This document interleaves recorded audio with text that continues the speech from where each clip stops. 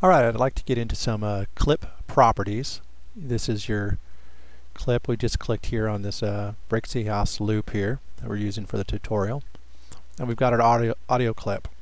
Now if you don't see the launch mode, the sample mode, and the envelope mode, just make sure that all three of these buttons here are on. And then you'll be seeing what I'm seeing. I want to get into these modes real quick.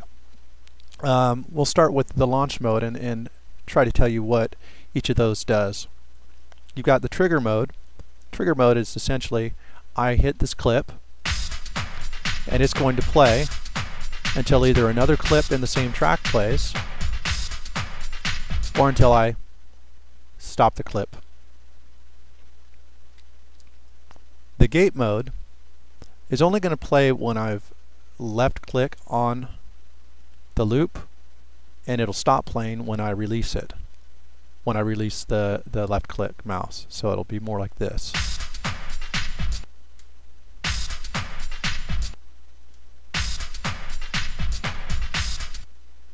Just like that. The toggle mode basically means that when I hit play, it's going to start when I actually hit the clip, and when I hit the clip a second time, it'll stop it. So it'll be just like this. Then I'll stop it and click to start, click to stop. And that's how those three modes are going to work. Usually the best to use is the trigger mode. That's the default, and it's used most often, but the other ones can be real useful.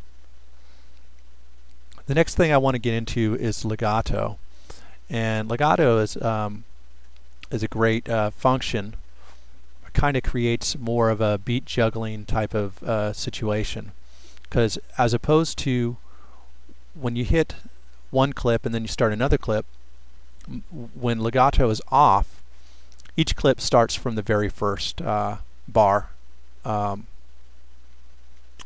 in this, it's starting from 1 and going through.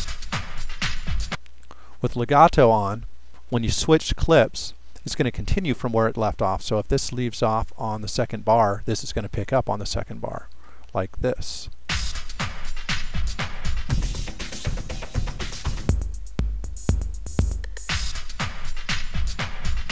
Just like so.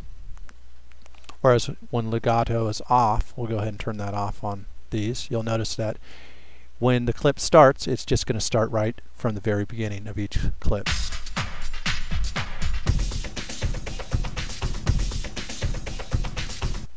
Just like so. And depending on the quantization, you could do a lot of different cool things that kind of emulate beat juggling a little bit. You could put it on an 8th note or something like that. Yeah, it looks like that's already set. And you can kind of juggle back and forth.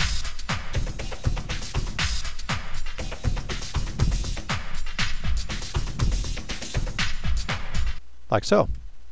So that's how Legato works.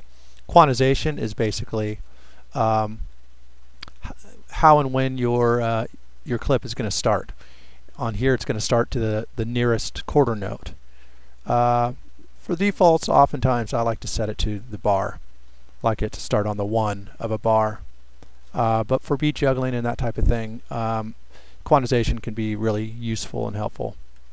Velocity is simply how loud it's going to play something, or at least with how much intensity it's going to play a part.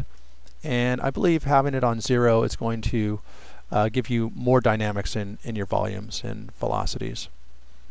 Now I want to get to follow actions, and this can seem a little confusing to people the first time looking at it, but essentially a follow action basically is the ability to tell a clip, after you play this, you could choose between playing yourself again, or going to the next clip, or randomly picking another clip within the track, going to the very last clip, or going back to the beginning. And then you could set the ratio of what the chances are that it's going to do one of two different functions. So let me show you what I mean by that. We'll go ahead and work with the second, third, and fourth clip here.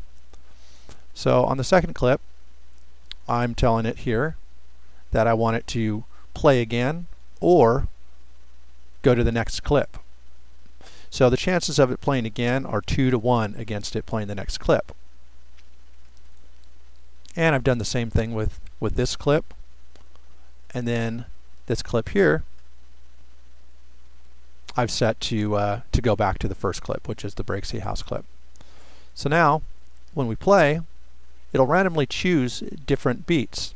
Now these don't have to all be drastically different loops, and actually in some cases it's better if you've copied a few different loops, or if you've made your MIDI drums or what have you. You could just add different drum fills and things like that, and that's also really useful. But let me go ahead and play this and show you how it works. So when you hit a clip, it's just going to choose what it's going to play next, or if it's going to play something next. Go into the next clip, and then it'll probably jump right back up to the top. Just like so. So that way it can jump through different beats and things like that. So follow action can be pretty useful for a lot of different reasons, not just drums. You can use it for a lot of random things, which is great in this session window, because while you're jamming out an idea, you can record it into, if I hit tab, over to the arrangement window, and then edit it later. So you can just keep all the parts that you like. So that's basically the launch mode in a nutshell. The sample mode, a lot of cool things in here. The warp mode is kind of the secret of how everything works and how the time stretching works so flawlessly in this program. Time stretching giving you the ability to match tempo and also key of a song. Ableton probably does it better than any program that I've seen or worked with. So I'm going to go through some of these basic sample functions that you can do. This function up here, the very first button here, will actually take a whole clip and reverse it. So if you wanted to copy, let's say I'll hit Control C and come down here and Control V. If I wanted to, I can just hit reverse, and it will take this beat and play it backwards. Pretty cool.